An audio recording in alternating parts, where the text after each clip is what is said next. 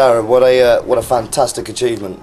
You bought the club in League Two, and you've took them to Championship glory. Well, listen, I didn't do it all, but yeah, I mean, the players obviously. Listen, I'm absolutely exhausted, so you're probably not going to get the best out of me in this interview. But I suppose adrenaline will have to kick in soon. I can't say enough about the players. I can't say enough about all the people at the football club. Obviously, the manager. It's been a great 2 years. Let me just take this occasion to thank my wife as well, by the way, because I got in trouble for not mentioning her in the speech on the pitch. I'm only joking, but she's truly magnificent as well, just like my football team. So I'm a happy man. I couldn't be happier. So yeah, brilliant. I mean, you took over the football club from watching the Big Ron Football Manager. Obviously, that turned out to be a good evening at home watching the telly. Yeah. People think I bought it just because of the programme, but the fact of the matter was, the honest truth was I wanted to buy a football club. It was something I planned to do. When I plan to do something, I'll do it.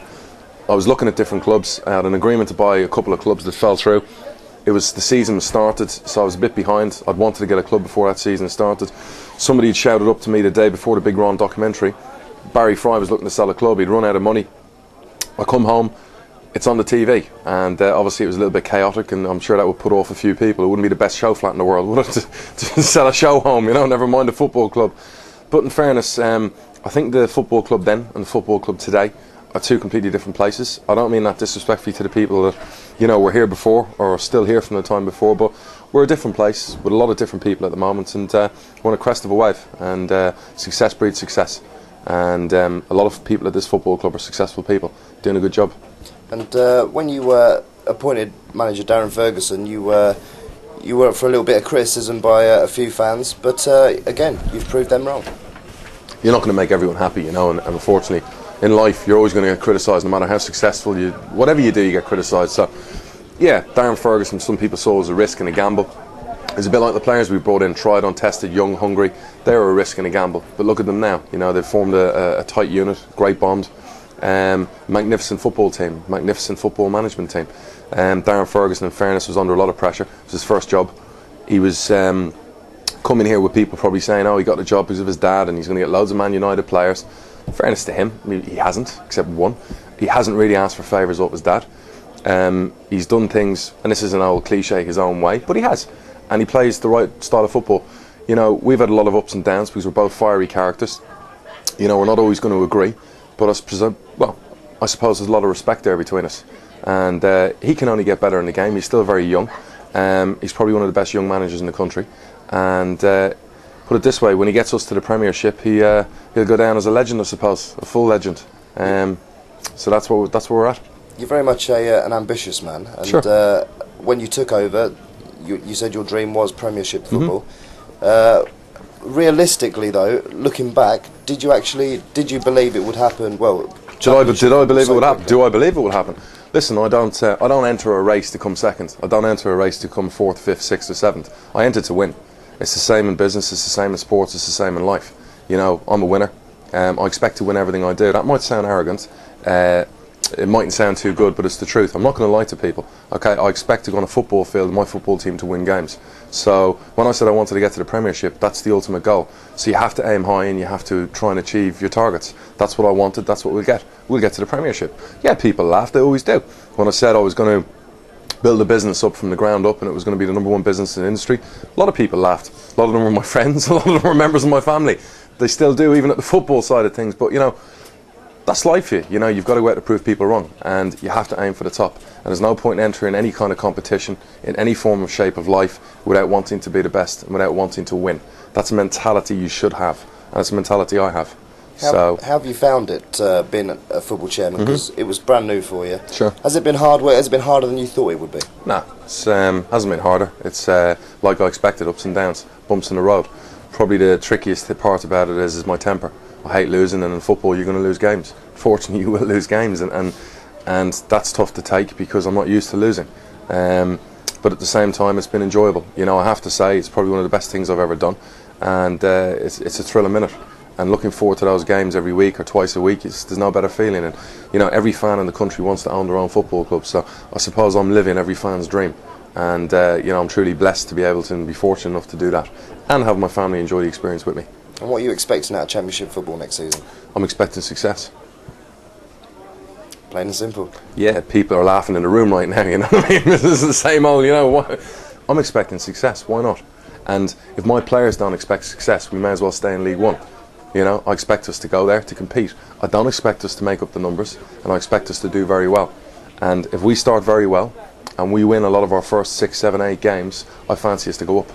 Are you happy with the current squad to face the Championship? It's not up to me about being happy with the squad or the players, that's the manager's job.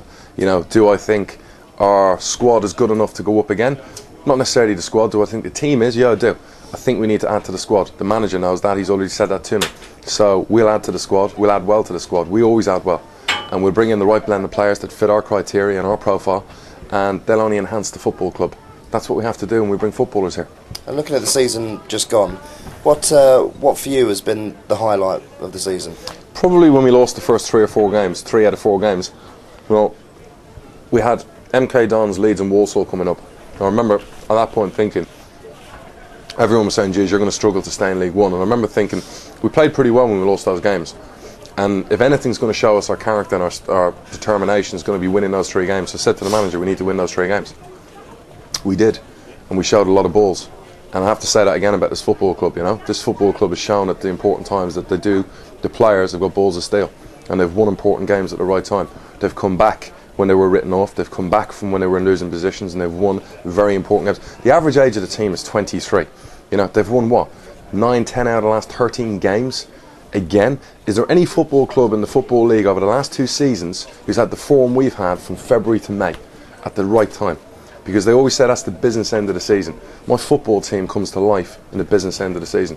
Not a lot of teams do that. They actually go the opposite way. They fall apart, they choke, they don't finish the job off. These boys do. And they're young. In fact, some of them are babies, and they've done it. So they can only get better. And the majority of them now are going to have 2 back-to-back promotions in their pocket going into the Championship. That's better than experience of being in the higher leagues or have played football for 15 years. They've had success. They know what it tastes like. They've been there when it matters, and they can be there again. Everyone's been going on recently about Charlie Lee being the player of a lot of people's seasons. Yourself personally, who would you say has been player of the season for yourself? Craig MacAnthony. Charlie's been magnificent. You know, Charlie is, as everyone says, Mr. Versatile. Central midfield, he can play right side, he can play left side, he can play right back, left back, centre back. Presume he could probably play in goal, God love him. But I think he's found his true niche now is in the back 4. And I look at, you know, some of the top Premiership clubs in Tottenham, and they've let him go. And I see some of the players now for those clubs, right and left back, and I think, my God, you know, what a player we have in our hands. But for me, Craig MacAnthony's been the player of the season. Because it's not just his goals. Everyone focuses on the goals and they criticise him for missing one-on-ones. It's his work rate. It's his effort. You know, nobody puts as much effort into playing 90 minutes of football than that young lad. And where he's come from, he hasn't had the, you know, the advantages of playing for a Tottenham or an Arsenal, the, you know, lower level. He's come from non-league, and he's come up and he's scored a lot of goals in League 2. He scored a lot of goals in League 1. And he's created a lot of goals. You know, he's the ultimate striker for me, and there's no reason why Craig can't score 25 goals in the Championship and higher. And I hope he's recognised for that, and I hope he gets a call up internationally. I just want to say again, you know, thank you very much to all the fans out there. I know they watch this, and magnificent. That's back to back, and we go again. And that's what this football team's all about. You saw it again today. We went down twice, and we went again. And the manager's no different, so I'm very happy, and congratulations to everyone in the city, all the fans, all the players, and of course the manager.